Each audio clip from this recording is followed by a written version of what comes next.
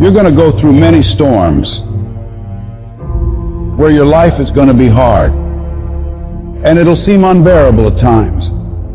There are all types of storms. There are emotional storms where you're worried. Something that you hope won't happen, or something that has already happened. With emotional storms, you can find yourself stressed out. In an emotional storm, you can find yourself depressed, mentally fragile because of the experiences, the turbulence that you have gone through. The state of this world can have you in a state of confusion and a heavy cloud over your life. It's very depressing. The storm is going to come. I don't care who you are. No one is exempt. It's called life, ladies and gentlemen. So how do you handle it when you're in the storm? You must have faith. You must have the faith to call forth those things that be not as though they were. The strength and the courage to make it through, the enduring power, the ability to persevere, to handle it. It will pad you. The inner power to overcome, to come back again. So in order to begin to prepare for the storm, you've got to go within and start working on yourself. You've got to get grounded. You've got to train your mind to serve you. Meditation is one of the ways in which you can do that. Reading is one of the ways that you can do that. Listening to music is one of the ways that you can do that. Exercise is one of the ways in which you can do that. Things that you can do to still your mind, to clear your thoughts so you can think. I had a program for myself. I have books that I read that inspire me, tapes that I listen to that fire me up. Because you're going to have sometimes low moments when you won't want to get out of bed. You just want to stay there. At times you won't want to come out the house. At times you'll be feeling bad and don't know why. What's wrong? I don't know. Just leave me alone. The first tendency is to panic. When they said, your mother has breast cancer, I panicked immediately. I start grieving and crying. I tell her, oh God, I can't handle this. I never thought this day would come. I can't deal with this pain. You got to talk to yourself sometimes, you hear me? You got to talk to yourself. And yes, I was scared. Leslie, get up. Get up, Leslie, get up. Come on, man. It's easy to have faith when mama's got her health and all is well. Come on, get up and come in the house. She needs us now. Come on, dear man. Come on in this room and face it. Be still. Know that all is well. To pull this through. And I made up my mind. I don't care what it takes. I don't care how many speeches I have to give, how many seminars I have to give. I know I ain't got the money. I know I don't have the education, but I ain't gonna let that stop me. I'm gonna do it. And yes, it's gonna be hard, it's gonna be difficult, and you get more no's than you do yes. But when you hold out, things will begin to happen. You won't even understand how. See what the storm does, ladies and gentlemen? It empowers you. It strengthens you. When you go through a storm, when you come through that kind of experience and able to reclaim your life, you come back with a certain kind of power, and you'll never be the same again after that experience. There's certain things, when you go through those things and you come up out of those things, you come up a different kind of person, different spirit, different power, different energy. It builds character. Don't ever say when you're going through some rough time, I'm going through a really bad, tragic time. No. See, I'm going through a character-building experience. Tough times never last, but tough people do. You should take pride in wanting to quit and not quitting. Hey, shit's really hard right now, dude. You're really struggling right now. But here's the thing. Right now is when everybody else quits. Right now is when everybody else is going to fall behind. Right now is when everybody else decides to do something that's easier or faster or not as hard. And that's what gets you ahead. That's what gets you to have pride. Because those struggles, those feelings, those things that are difficult, they are there to test you. This pain, this conflict, this tragedy, this tribulation is the test. Don't fail it. Stay strong. Don't ever quit. Struggle is a privilege. Hardship is a privilege, because those struggles, those hardships, those things that you face will turn you into an unstoppable motherfucking machine. So if you want to create super high confidence, super high self-esteem, super high momentum, that feeling I'm super powerful, I'm invincible, I'm the fucking man, or I'm the fucking woman, you have to take pride in not quitting quitting when other people are going to quit. You have to take pride in executing your job to the very best of your ability when everything around you is going wrong.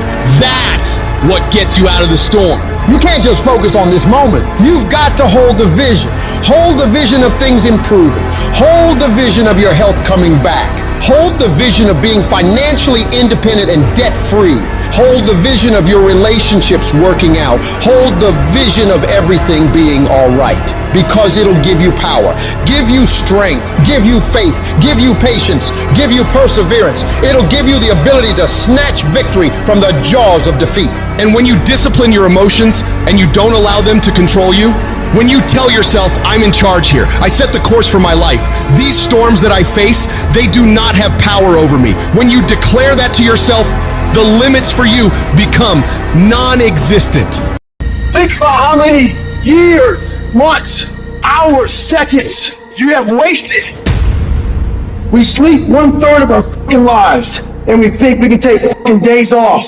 We think we have the right to sit back and give ourselves fucking options on which way we're gonna go in life. Am I gonna run today? Am I gonna work out today? Well, it's Christmas. It's New Year's. Do you think time gives a fuck that it's Christmas, that it's New Year's? You give yourself too many fucking options. Time is running out. You keep on sitting around wondering what the fuck you want to do. You're just gonna run out of time. Stop following the fucking crowd. They may take time off, but you can't afford to. Short-term thinking says the donut tastes good, eat it. Short-term thinking says one workout doesn't matter, I can skip it. Short-term thinking encourages you to make short-term emotional decisions that hurt you in the long run, and they definitely don't move you toward your overall strategic goals. The more short-term decisions you make, decisions that are based on that immediate gratification, decisions based on quick emotional satisfaction, the further from the path you will stray. Don't do that. Think strategic. Think long-term. You need tactical wins.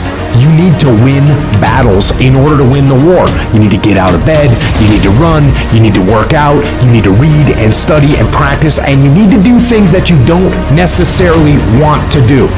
If you do the work consistently, if you invest in yourself consistently, 1 + 1 is always going to equal 2. 2 + 2 is going to equal 4. In 10 years of motherfucking work, when everybody else is partying, making excuses, doing the cool thing on the weekend, it's going to pay off. What's your standard? I don't care what it is, but what is your standard? I got some standards. I've been waking up at 3 o'clock in the morning since I was 19 years old. That's a non-negotiable. Every morning at 3 I'm up. That's my standard. I'm telling you, set a standard. You can't be no champion if you don't have a standard. The men who set a standard are always the ones who are champions. As a champion, we ain't trying to cut corners. We ain't trying to see how much we can do and still be successful. I got a standard. I want to be the best. Finish. Effort is not good enough. Ain't nobody paying you for effort. You don't get paid for effort. You don't get paid for trying.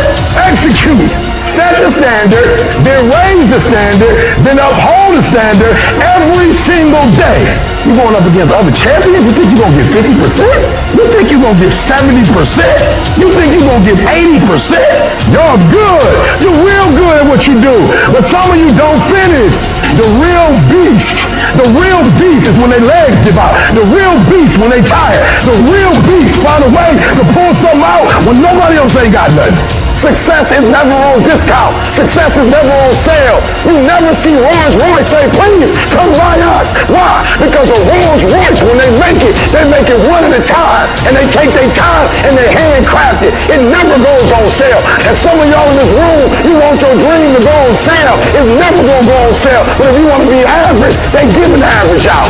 They got discounts on goods. But if you want to be great, you got to pay blood, sweat, tears, and you got to pay every single day. There are no shortcuts to greatness. To be great, there are no days off. All of us, at some time or another, have agonized over making a decision. Some decisions are major decisions. And also there are a lot of small decisions that we don't make, that they tax our minds, they drain our energy. They create a lot of anxiety and nervousness and mental torment because we don't take care of it. We decide not to decide, which is a decision. Imagine you're on your deathbed, and standing around your deathbed are the ghosts representing your unfulfilled potential. The ghost of the ideas you never acted on, the ghost of the talents you didn't use, and they're standing around your bed, angry, disappointed, and upset. They say, we came to you because you could have brought us to life, they say. And now we have to go to the grave together. So I ask you today, how many ghosts are going to be around your bed when your time comes? How much time do you spend working on you? How much time do you spend every day working on your dream? What kind of investment have you made in you? If your mentality is, I can't wait to see what happens great to me in 2022, you are going to get fucking shit as a result. Life does not reward people who wait to see what happens. What you put in, you will get out. So if you want 2022 to actually be different, you have to not only be willing to visualize and manifest, you have to be willing to grit it out. You have to be willing to push through discomfort. Nothing that you're about to try or do or achieve that is worthwhile is going to be comfortable for you during the process of creating it. And I want you to take the word hope and I want you to throw it on the motherfucking ground and I want you to replace it with the word I will fucking do in 2022. Woe be unto you if you go into another year and waste another year with the old mentality while somebody's in the hospital begging God for the opportunity that you have right now. You better step into this moment. You're only here for a short time. If you're not going to show people what's possible, who the fuck else is? Who's going to show your kids? Who's going to show your aunts and uncles? Who's going to show your fucking nieces and nephews? Are you going to fail those people? Are you going to buy into the narrative that you can't? Stand up for your dreams. Stand up for what you want in your life. Decide that your life is so meaningful to you, that you love you and you love life so much that you're going to stand up for something you want. You don't want to be a spectator. You want to get out in the field where the action is, and you will be amazed. After the struggle, there will be a calm period and things will begin to click for you. Come out here with what you got. You don't have enough money? Don't worry about it. You got the dream. You must be patient, persistent, and positive no matter what. But aren't there some guarantees you can give us? Yes, you're going to die. You can't get out of life alive. So I'm saying to you, you got 6 months to live. Live your life now. Live your dreams now. Start acting like this is your last day on the planet.